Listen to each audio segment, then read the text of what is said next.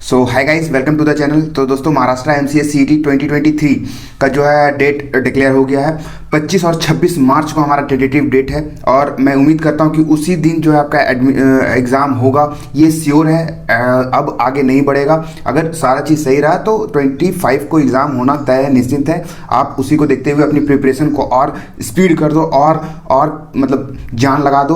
अब बहुत ही कम समय बचे हैं, मतलब इस मंथ का 20 दिन और फिर फेब पूरा और फिर मार्च पूरा मान सकते हो आप ऐसा।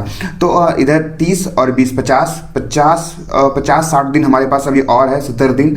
तो आप ऐसा कर सकते हो कि आज की वीडियो में हम इसी पर चर्चा करेंगे कि कैसे जो है आप टाइम मैनेज करो, कौन से टॉपिक्स को पहले उठाओ, कौन से टॉपिक्स को कितना वेटेज देना है, क्या करना है, सारी चीज़ पे आज डिस्कस करने वाले हैं। तो वीडियो को देखना पूरा, बहुत मज़ेदार होने वाली है। और अगर आप चैनल में नए हो तो चैनल को सब्सक्राइब जरूर कर देना। आगे बढ़ने से पहले मैं बता दूं कि हमारा बैचेस है दिशा 2023, उसमें हम ये नोट्स प्रोवाइड करते हैं जो बहुत ही ज़्यादा बेनिफिट आपको देगी एग्जाम के टाइम पे। अभी से अगर आप उस नोट्स को पढ़ोगे, उसमें क्वेश्चंस दिए गए हैं, फिर थ्योरी बेस्ड भी है कि कैसे पहले थ्योरी है फिर क्वेश्चन है सारे।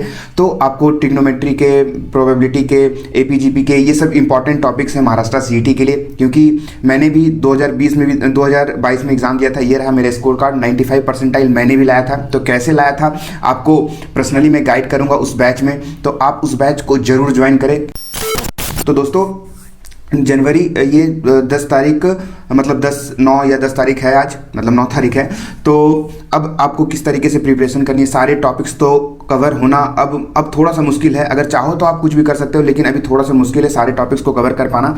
तो दोस्तों, अब सबसे पहले हम बात कर लेते हैं जिनका मैथ्स वीक है। मतलब बहुत सारे बच्चे अभी हमारे पास आए थे कि भैया मैथ्स वीक है तो क्या करें, कैसे स्कोर करें। तो मैं बताना चाहूँगा आप लोगों को कि पिछले साल भी बहुत सारे बच्चे ऐसे थे जिनका मैथ्स बहुत ही ज़्यादा मतलब वीक था ही। क्योंकि पॉडकास्ट हमने डाला, वो जितने टॉपर्स थे सारे बोल रहे थे कि भैया मेरा मैथ्स वीक था, मैथ्स पे मैंने उतना फोकस नहीं किया, अदर सब्जेक्ट पे फोकस किया और मेरी अच्छी रैंक आई है, मतलब अच्छी परसेंटाइल आई है, 98, 95, 97 इस टाइप से परसेंटाइल बच्चों की आई है। तो अगर आपका मैथ्स वीक है तो आपको मैं जो टॉपिक्स बताऊंगा उस बैच में, बस उसी टॉपिक्स को करना और उसी में जो है आपका क्वेश्चंस आएंगे ही आएंगे, ये तय है। जैसे कि डिफरेंशियल इक्वेशंस के गिने चुने क्वेश्चंस ही आते हैं, मतलब एक क्वेश्चन तो मैं जो बताऊंगा श्योर शॉर्ट आएगा ही आएगा। डिफरेंशियल इक्वेशन का मतलब उस टॉपिक से आएगा।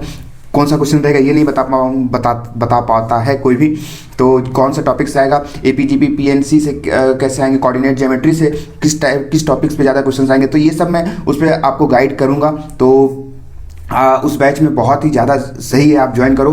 अब हम बात कर लेते हैं कि मैथ्स को तो इंपॉर्टेंट टॉपिक्स ही करना है। जैसे कि कुछ टॉपिक्स हैं, मैं वीडियो लेकर के आऊँगा डेडिकेटेड, कल या परसों मैं लेकर के आऊँगा कैसे आपको कौन से टॉपिक्स पे ज़्यादा ध्यान देना है, रीजनिंग में कौन से टॉपिक्स पे ज़्यादा ध्यान देना है। तो इसको लेकर के मैं कल एक डेडिकेटेड एकदम पूरा पीपीटी बना करके मैं आप लोगों को समझाने की कोशिश करूँगा। अब हम बात कर लेते हैं रीजनिंग से कोडिंग डिकोडिंग हो गया, फिर तुम्हारा आपका ये सब ब्लड रिलेशन से क्वेश्चन हो गए, पजल वाले क्वेश्चन हो गए, ये सब क्वेश्चन आते हैं। और इस बार का पेपर शायद जम्बल्ड ही होगा, जैसे कि 2 साल से आ रहे हैं जम्बल्ड पेपर आ रहे हैं। मतलब एक बार रीजनिंग का होगा, फिर मैथ्स का होगा, फिर आपका इंग्लिश का आ सकता है। तो ऐसे करके जम्बल्ड क्वेश्चंस आ रहे हैं। तो आपको पूरी प्रिपरेशन करनी है। तो मैथ्स पे थोड़ा सा ध्यान देना है, मतलब जो इंपॉर्टेंट टॉपिक्स मैं बताने वाला हूँ सिर्फ उसी पे फोकस करना है। फिर आपका आ गया रीजनिंग तो पूरा बनाना ही है। अगर आप किसी का टेस्ट सीरीज लिए होगे तो आपको पता चलेगा, उसमें आप टेस्ट सीरीज भी अगर दे रहे होगे तो टेस्ट सीरीज में सारे क्वेश्चंस को किस पैटर्न से आपको वो प्रोवाइड करवा रहे हैं, तो आपको उसको फॉलो करना ही है। फिर आप जो हमारे नोट्स में दिए गए हैं आपको उन सारे क्वेश्चंस को सॉल्व करना है। और फिर मैथ्स को अगर हम बोला जाए तो 11, 12, 10 से लेकर के 12 तक जो एनसीईआरटी बुक है सिर्फ आप उसे बना लो, आपके लिए सफिशिएंट है। ऐसा बहुत कोई बोलता है, मैं भी बोलता हूँ। तो क्योंकि महाराष्ट्र सीईटी का उतना टफ एग्जाम नहीं होता है एज़ कम्पेयर टू निमसेंट से काफ़ी ज़्यादा ईजी होता है ये पेपर। अगर थोड़ा सा आप ध्यान देते हो, डेडिकेशन के साथ, थोड़ा से फोकस के साथ अगर आप पढ़ते हो तो आपके लिए ये एग्ज़ाम को क्रैक कर पाना बहुत ही ज़्यादा आसान हो जाएगा, बहुत ही ज़्यादा इजी हो जाएगा। तो कंप्यूटर में भी कुछ नहीं करना है। कंप्यूटर में जो मैं नोट्स प्रोवाइड कर रहा हूँ बस सिर्फ उसी को आप पढ़ना और उससे बाहर क्वेश्चंस नहीं आने वाले हैं। बेसिक्स ऑफ कंप्यूटर हो गया, मेमोरी का क्वेश्चन हो गया, फिर कंप्यूटर आर्किटेक्चर का हो गया, लॉजिक गेट्स, ये सब तो आते नहीं हैं। सिर्फ चेंजेस करने, मतलब कन्वर्जन वाले क्वेश्चंस आते हैं ज़्यादा, तो उस पर आप फोकस करना। नोट्स में मैंने सारे क्वेश्चंस को कवर करके रखा है, तो आपको वो नोट्स बहुत ज़्यादा बेनिफिट मिलने वाली है। तो दोस्तों बस आप टाइम को मैनेज करो अपने, जिस हिसाब से अभी समय बीत रहा है आप ज़्यादा से ज़्यादा समय दो पढ़ाई पे अपने।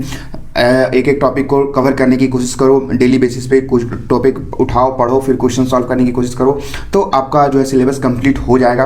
कहीं भी दिक्कत आता है, कुछ भी आता है, कैसे और हमें इफेक्टिवली इस टाइम को यूटिलाइज करना है, तो आप पॉडकास्ट देख सकते हो। कैसे टॉपर्स लोग जो है अपना टाइम को मैनेज किए थे, क्या क्या किए थे, उसमें उन्होंने सारा अच्छे से डिटेल में वहाँ पे चर्चा की गई है। तो आप टाइम मैनेजमेंट ही इस टाइम का बहुत ही क्रूशियल है। आप अगर टाइम को मैनेज अच्छे से कर लेते हो तो आपका परसेंटाइल कंफर्म है कि आना ही आना है। अब रही बात इंग्लिश की, इंग्लिश में वोकैब आते हैं, पैसेज आते हैं, तो आपको ये जब टेस्ट सीरीज आप दे रहे हो किसी में, या फिर जो मैं नोट्स प्रोवाइड करूंगा उसमें सारी चीज़ अवेलेबल होंगे, तो आप नोट्स से भी कवर कर सकते हो सारे टॉपिक्स को। मैथ्स के हो गए, रीजनिंग के हो गए, फिर आपके कंप्यूटर के हो गए, फिर इंग्लिश के हो गए, सारे का मैं नोट्स आपको प्रोवाइड करूंगा अगर आप हमसे जुड़े हुए हो। तो जैसे बहुत सारे बच्चे जुड़े हुए हैं तो उनको पता है कि कितना नोट्स मैंने अभी तक दे रखा है, जैसे जैसे मैं रेडी कर रहा हूँ उस हिसाब से आपको नोट्स भी प्रोवाइड कर रहा हूँ। फिर इस संडे को जो होता है मैं जूम मीटिंग या गूगल मीट करने की कोशिश करूँगा और आपसे इंटरेक्ट करने की भी कोशिश करूँगा, और जो हमारे सीनियर्स थे उनको भी मैं बुलाने की कोशिश कर सकता हूँ, करूँगा ही। तो बस दोस्तों, आज की वीडियो के लिए इतना ही। मिलते हैं नेक्स्ट वीडियो में, और तब तक के लिए आप अपनी स्टडी को और स्पीड करो, स्पीड बूस्ट करो। और बस आज के लिए इतना ही। मिलते हैं नेक्स्ट वीडियो में। Tata bye bye.